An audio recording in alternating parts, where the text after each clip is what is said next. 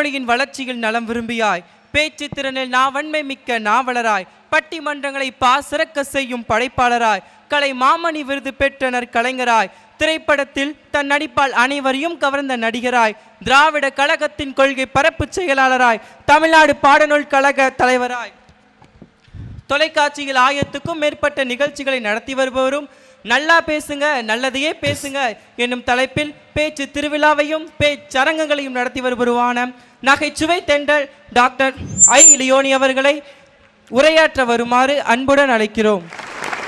அமுதே தமிழே அழகிய மொழியே எனதுயிரே, சுகம் பல தரும் தமிழ்ப்பா, சுவையோடு கவிதைகள் தா, தமிழே நாளும் நீ பாடு. அமுதே தமிழே அழகிய மொழியே எனதுயிரே.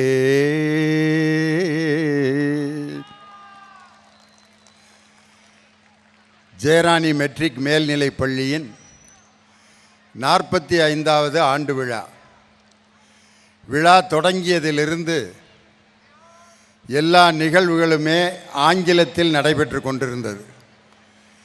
நானும் ஆங்கிலத்தில் பேசணும்னு முயற்சி பண்ணி ஆங்கிலத்தில் நான் பேசணும்னு ஆசைப்பட்டேன். ஆனால் ஒரு காலத்தில் நான் ஆங்கிலத்தில் பேச வேண்டும் என்று ஆசைப்பட்டு அந்த முயற்சியில் நான் எப்படி பாடுபட்டேன் என்பதை இந்த நேரத்தில் யோசித்து பார்க்கிறேன். அருமையான ஒரு பள்ளி ஜெயராணி மெட்ரிக் மேல்நிலைப் பள்ளி. நான் வரும்பொழுது பார்த்தீங்கன்னா ஒரு 3000 சேர் காலியாக கிடஞ்சி. ஆனால் இப்போ நான் மேடையில் ஏறி பார்க்கும் பொழுது அனைத்து இருக்கைகளும் நிரம்பி வழிந்து என் உயிரிலும் மேலான ரசிகர்கள் நின்று கொண்டே கேட்டுக்கொண்டிருக்கிறார்கள். ஒரு பள்ளியில் பேசுகிறது ரொம்ப சாதாரண விஷயம் இல்லை, கல்யாண வீட்டில் பேசுகிற மாதிரி தான். ஏன்னா நாங்கள் பேசி முடிந்தவுடன் நிறைய கலை நிகழ்ச்சிகள் இந்த மேடையில் நடைபெறுவதற்கு தயாராக இருக்கிறது. எல்லோரும் அதை பார்த்து ரசிப்பதற்காக இங்கே வந்திருப்பார்கள். இந்த நேரத்தில் பேசுவது என்பது ரொம்ப கடினமான காரியம்தான். அதனால தான் நான் வந்தோடனே கை தட்டிட்டீங்க நீங்கள். அது எதுக்கு தட்டினீங்கன்னு எனக்கு புரிஞ்சு, சீக்கிரம் முடிச்சுருங்க அப்படின்னு அர்த்தத்தில் தட்டியிருக்கீங்க. ஏன்னா கைதட்டுகளில் பல வகை இருக்குது. நல்லா இன்னும் கொஞ்சம் நேரம் பேசுங்கன்றதுக்கு அந்த தட்டு தெரியும் எனக்கு. சேலத்து மக்கள் எதை ரசிப்பார்கள் என்பதை இந்த சேலத்தின் ஒவ்வொரு பகுதியிலும் மேடையில் பட்டிமன்றம் நடத்தி ரசிகர்களின் விருப்பம் எது என்பதை தெரிந்து கொண்டவன் இந்த திண்டுக்கல் லியோனி. அருமையான ஒரு பள்ளி ஜெயராணி, பேரே ரொம்ப அழகான பேர். இதை அழகாக தமிழ் படுத்தணும்னா வெற்றி அரசி அப்படின்னு தமிழ் படுத்தலாம். இந்த பள்ளியை நிர்வகித்து வருகின்ற அந்த குழந்தை இயேசு சபையினுடைய பிரவுன்சியல் அருட் சகோதரியார் சபீனா மேரி அவர்களுக்கும், எனக்கு முன்னால் உரையாற்றிய தனியார் பள்ளி மாவட்ட கல்வி அலுவலர் உதயகுமார் அவர்களுக்கும், இந்த பள்ளியை நிர்வகித்து வருகின்ற முதல்வர் மெட்லிண்டா மேரி அவர்களுக்கும், இந்த பள்ளி அமர்ந்திருக்கக்கூடிய பங்கினுடைய அருட்தந்தை அழகு செல்வம் அவர்களுக்கும், வந்திருக்கக்கூடிய அருட் சகோதரர்களுக்கும், அருட் தந்தையர்களுக்கும், அருட்கன்னியர்களுக்கும், பெரும் திரளாக இங்கே வருகை தந்திருக்கக்கூடிய சேலம் மாநகரத்தின் என் உயிரிலும் மேலான ரசிக பெருமக்களுக்கு என் அன்பான வணக்கத்தையும் வாழ்த்துக்களையும் தெரிவித்துக் கொள்கிறேன்.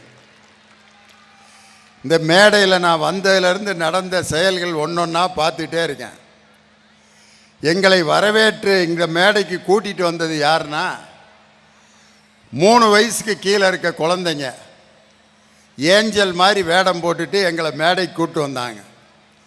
அவங்கள பார்த்தோன்னே எனக்கு என்னுடைய பால்ய வயது பள்ளியில் நடந்த விஷயங்கள்லாம் ஞாபகம் வருது. நான் ஸ்கூலில் படிக்கும் பொழுது இன்னைக்கு இருக்கிற மாணவர்கள் கொண்டு போகிற மாதிரி நிறைய புத்தகங்கள்லாம் கொண்டு போகல. ஒரு ஸ்லேட்டு, ஒரே ஒரு புத்தகம், ஒரு பை, அவ்வளோதான். எழுதுறதுக்கு ஸ்லேட்டில் எழுதுறதுக்கு ஒரு பென்சில் குச்சி, இது 3 தான் எங்கள் ஆயுதம். அதில் அந்த ஸ்கூலில் நாங்கள் 1ஆவதுலேருந்து 5ஆவது வரைக்கும் படிக்கும் பொழுது 5 சப்ஜெக்ட்டுக்கும் ஒரே டீச்சர் தான். தமிழ், ஆங்கிலம், சயின்ஸு, சமூக அறிவியல், கணக்கு 5க்கும் ஒரே வாத்தியார், ஒரே டீச்சர். மத்தியானம் 11 மணி ஆனோடனே இன்டர்வல் ரீசஸ், அதாவது யூரின் பாஸ் பண்ணுறதுக்கு எங்களை எப்படி கூட்டிகிட்டு போவாங்கன்னா வரிசையில் நின்று தான் கூப்பிட்டு போவாங்க. அதை கூட வரிசையில் நின்றா நேராக போ அப்படின்ட்டு நாங்கள் கை கட்டி வாயை பொத்திக்கிட்டு யூரின் பாஸ் பண்ண போவோம். சார் வந்து நேராக போடா அப்படிம்பார். நிறைய பேருக்கு சர்ன்னு டவுசர்லேயே போயிடுவேன். இயற்கை உபாதைகளை கழிப்பதற்கு கூட வரிசையில் போனோம். நாங்கள் 10 ரூபா பணம் கட்டி டூருக்கு போவோம். எங்களை எங்கே கூப்பிட்டு போங்கன்னா தஞ்சை பெரிய கோயில் பார்க்குறதுக்கு டூர் கூப்பிட்டு போனாங்க. அந்த பெரிய கோயிலை பார்க்குறதுக்கும் வரிசையில் நின்று பிஇடி வரிசையில் நில்லு பாரு அப்படின்னாரு. சரிங்க சார், பார்த்துட்டியா, ரிட்டன் அப்படின்ட்டு வரிசையில் 10 ரூபா கொடுத்து வரிசையில் பிரகதீஸ்வரர் ஆலயத்தை பார்த்துட்டு கையை கட்டி வாயை பொத்தி பஸ்ஸில் உட்காந்துருந்தோம். இதை விட பெரிய கொடுமை, அடி வாங்கிறதுக்கு வரிசையில் நிற்போம். நாங்கள் கணக்கில் ஃபார்முலா தப்பாக சொன்னோம்னா வரிசையில் நின்றான்ட்டு வாத்தியார்கிட்ட முதுகில் அடி வாங்கிறதுக்கு வரிசையில் நின்னோம்.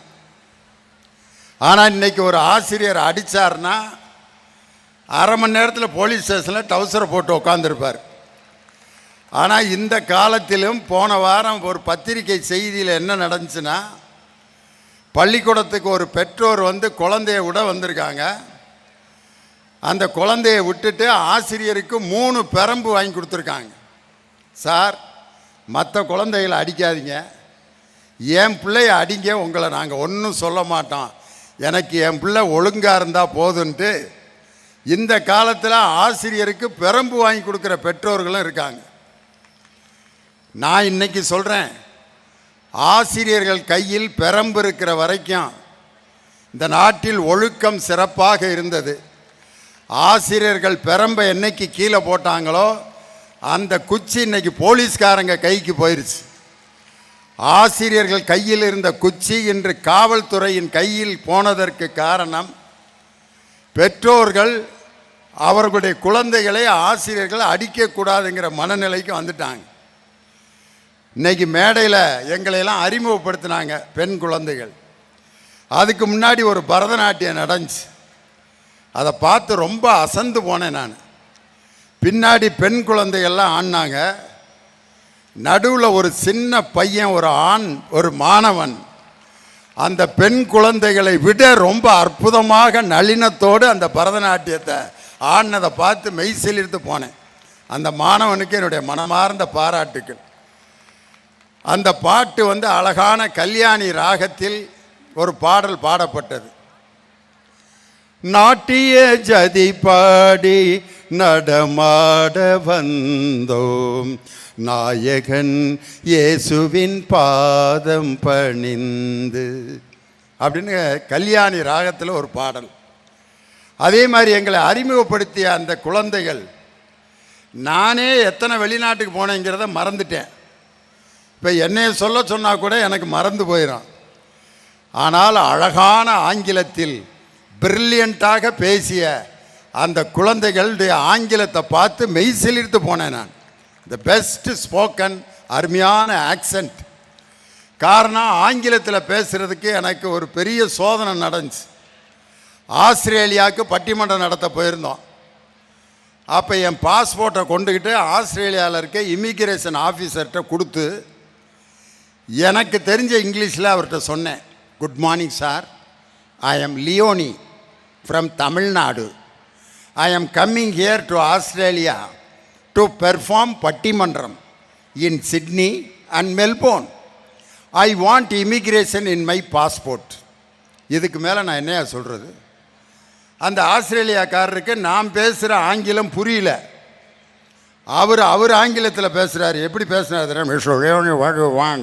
What can I do for you? The migration rules of Australia is entirely different from India.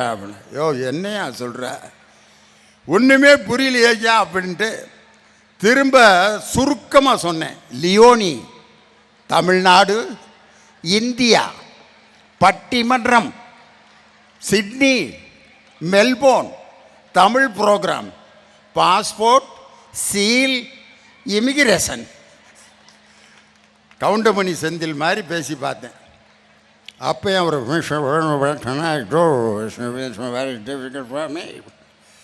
என்னடா பண்ணுறதுன்னு ஒரு ஐடியா பண்ணேன். அவர் பேசுகிற மாதிரியே நம்ம சொல்ல வந்த மேட்ரை சொல்லி ட்ரை பண்ணி பார்ப்போம் அப்படின்னு முயற்சி பண்ணேன். Yes, sir, I'm Leonie from Tamil Nadu. I'm coming out to give 2 programs in Sydney and Melbourne. I want immigration, my passport. அப்படின்னேன். உடனே அவர் very nice mister Leoni, what you want அப்படின்னார். அப்போ தான் அவர்கிட்ட தமிழில் ஒரு வார்த்தை சொன்னேன். உலகத்துக்கே தமிழை அல்வா கொடுத்துட்டு வந்திருக்கேன், உனக்கு கொடுக்க முடியாத ஐயான்னு. அவர் சொன்னார், very nice halwa from Tamil Nadu, I like it very much அப்படின்னார். அல்வான்னு ஒரு ஆளை கூப்பிட்டு வந்திருக்கேன், அவரோட பாஸ்போர்ட் எங்கன்னு கேட்டுக்கிட்டு இருக்கேன். அந்தால் நான் எவ்வளோ சிரமப்பட்டு ஆஸ்திரேலியாவுக்குள்ளே போயிருப்பேன்னு யோசனை பண்ணி பாருங்கள். ஆனால் ஜெயராணி மெட்ரிகுலேஷன் பள்ளியில் the window of the world என்று சொல்லப்படும் ஆங்கில மொழியை மிக சிறப்பாக மாணவர்களை பேச வைத்திருக்கக்கூடிய அந்த கண்கொள்ளா காட்சி இந்த பள்ளிக்கு மிகப்பெரிய அப்ளாஸ். நான் மேடையில் நான் மட்டும் இல்லை, நீங்களும் சேர்ந்து அந்த அப்ளாஸ் கொடுக்கணும். ஏன்னா நம்ம என்ன கருத்தை சொல்கிறோமோ நினைக்கிறோமோ அந்த கருத்தை வெளியிடக்கூடிய ஆற்றல் தான் ரொம்ப ரொம்ப முக்கியமானது. ஒரு பிச்சைக்காரர் கண்ணு தெரியாதவர், நான் கண் தெரியாதவன் அப்படின்னு ஒரு போர்டை மாட்டிட்டு ரோட்டில் உட்காந்துருந்தார். அவருக்கு காசே தட்டில் உழுகலை. கண் தெரியாதவர் என்று எழுதி வைத்து தட்டை வைத்துமே அவருக்கு காசு போடல. உடனே ஒருத்தர் அந்த போர்டை எடுத்துட்டு, இந்த அழகான உலகம் அதை என்னால் பார்க்க முடியவில்லையே அப்படின்னு நினச்சி ஒரு போர்டை வச்சார். எல்லாரும் காசு போட ஆரம்பித்தாங்க. நான் கண் தெரியாதவன் என்று சொல்வதை விட இந்த அழகான உலகத்தை என்னால் பார்க்க முடியவில்லை என்று சொன்னவுடன் அந்த வார்த்தையை கேட்டு மக்கள் அனைவரும் அவனுக்கு காசு போட்டார். ஒரு விஷயத்தை நம்ம எப்படி சொல்கிறோங்கிறத வச்சு தான் அந்த விஷயத்தை மக்கள் கேட்பார்களா இல்லையாங்கிறத நம்ம தீர்மானிக்கணும். நம்ம மெட்லிண்டா சிஸ்டருடைய உயரத்தை பார்த்தேன். இந்த எவ்வளோ பெருசு லால் பகதூர் சாஸ்திரி மாதிரியே இருக்காங்க. இந்த சின்ன உயரத்திற்குள் இவ்வளவு பெரிய ஆற்றல் நிறைந்திருப்பது உண்மையிலே பெரிய அதிசயம். அவங்கள பார்த்தோன்னே எனக்கு லால் பகதூர் சாஸ்திரி தான் ஞாபகம் வந்தது. லால் பகதூர் சாஸ்திரியை பார்த்து கேட்டாங்க, இவ்வளவு குள்ளமாக இருக்கீங்களே, பக்கத்தில் வளர்த்தியாக இருக்கவங்கள பார்த்து நீங்கள் அண்ணாந்து பேசணுமே, உங்களுக்கு கூச்சமா இல்லையான்னு கேட்டாங்க. லால் பகதூர் சாஸ்திரி என்ன பதில் சொன்னார் தெரியுமா? என்கிட்ட யாராவது பேசணும்னா அவங்க என்கிட்ட குனிஞ்சு தான் பேசணும். அதனால் என்னிடம் பேச வேண்டுமென்றால் அவர்கள் தலை வணங்கி தான் பேசணும். அதனால் நான் தான் இந்த உலகத்தில் உயரமானவன் என்று தன் குள்ள உருவத்தை கூட தனக்கு சாதகமாக பயன்படுத்தி கொண்டவர் லால் பகதூர் சாஸ்திரி. அந்த மெட்லிண்டா சிஸ்டர் எவ்வளவு பெரிய சாதனை படைச்சிருக்காங்க. அந்த பசுமை மரங்களை நடுவோம் என்பதற்கு அந்த 3 படங்களை 3500 மாணவர்களை வைத்து உருவாக்கி உண்மையிலே அது கின்னஸ் சாதனை படைக்க வேண்டிய ஒரு அற்புதமான ஒரு ரெக்கார்டு. ஏன்னா இந்த ஸ்கூலுக்குள்ளே நுழைஞ்சதுலேருந்து எல்லா இயற்கையை தான் கையில் கொண்டு வந்து கொடுக்குறாங்க. முதல்ல ஒரு மரத்தை கொண்டு வந்து கொடுத்தாங்க. எனக்கு கொடுத்த நினைவு பரிசு ஒரு அருமையான தேக்கு மரத்தில் செஞ்ச இயற்கை. அதே மாதிரி இயற்கையை நேசிக்கக்கூடிய ஒரு பள்ளி. சந்தோஷமாக இருக்குது இதை பார்க்க. அதனால தான் சர்வப்பள்ளி டாக்டர் ராதாகிருஷ்ணன் அயல் நாட்டுக்கு போனப்போ அவரை பார்த்து ஒரு வெளிநாட்டுக்காரன் கேட்டான், நாங்கள் வெள்ளைக்காரங்க வெள்ளை வெள்ளையர்னு இருக்கோம், ஆப்பிரிக்கர்கள் கருப்பாக இருக்காங்க, நீங்கள் இந்தியாக்காரங்க வெள்ளையிலையும் சேர்த்துல கருப்புலையும் சேர்த்துல மாநிறமாக இருக்கீங்க, இது என்ன நிறம் அப்படின்னொன்னே டாக்டர் ராதாகிருஷ்ணன் ஒரு பதில் சொன்னார். கடவுள் ஒரு ரொட்டிக்காரன், அந்த ரொட்டி சுட்ட கடவுள் வேகாமல் சில ரொட்டிகளை எடுத்து வைத்தான். அது வெள்ளையாக இருந்தது. அதுதான் நீங்கள். சில ரொட்டிகளை ஓவன்லே வச்சு கருத்து போயிருச்சு. அந்த கருகி போன ரொட்டி தான் ஆப்பிரிக்கர்கள். நாங்கள் பதமாக வெந்த ரொட்டி இந்தியர்கள். நாங்கள் அந்த மாநகரத்தில் தான் இருப்போம்னு சொன்னார். ஒரு திறமையை கற்றுக்கொண்டால்தான் நாம் இந்த உலகத்தில் மிகப்பெரிய மனிதராக, நாம் நட்சத்திரமாக உருவெடுக்க முடியும். பள்ளியில் நான் படித்த பாடத்தை விட பள்ளிக்கு வெளியே நான் கற்றுக்கொண்ட விஷயங்கள் தான் இந்த லியோனியை பாடநூல் கழக தலைவராகவும் ஒரு பேச்சாளராகவும் பட்டிமன்ற நடுவராகவும் என்னை உயர்த்தியது. அந்த பள்ளிக்கு வெளியில் நான் கற்றுக்கொண்ட திறமைகள். அதில் நான் சின்ன பையனாக இருக்கும்போது எங்கள் அம்மா நான் பாடின பாட்டை பாட சொல்லி கேட்பாங்க. சர்ச்சில் ஏதாவது ஒரு பாட்டுக்கு பாடிடுவாங்க. அந்த பாட்டை வந்து பாடுறாம்பாங்க. அல்லது ரோட்டில் எங்கேயாவது ஒரு இடத்துல ஒரு ஜபக்கூட்டம் ஒன்று நடக்கும்.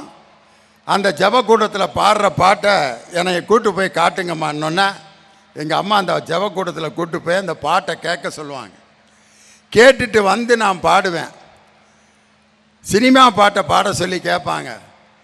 அப்போ நான் பாடுவேன். எப்படி பாடினேன் தெரியுமா? ஒரு பாட்டு அன்னைக்கு இருந்த பாரதியார் பாட்டு, சிந்து நதியின் மிசைங்கிற பாட்டு. ஒரு பாட்டு போட்டிக்கு தயார் பண்ணி அந்த பாட்டை எங்கள் அம்மா பாட சொன்னாங்க. நான் தயார் பண்ணிட்டு எங்கள் அம்மாட்ட பாடினேன். சிந்து நதியின் மிசை நிலவினிலே சரண நாட்டிலும் பெண்களுடனே. எங்கள் அம்மா என் பிள்ளை எவ்வளோ அழகாக பாடுறான் பாருனாங்க. ஏம்மா நானும் அழகாக பாடினேன். டே, பெத்த தாய்க்கு ஒரு மகன் இசைக்கக்கூடிய கோர இசை கூட தேனாக பாயிண்டா.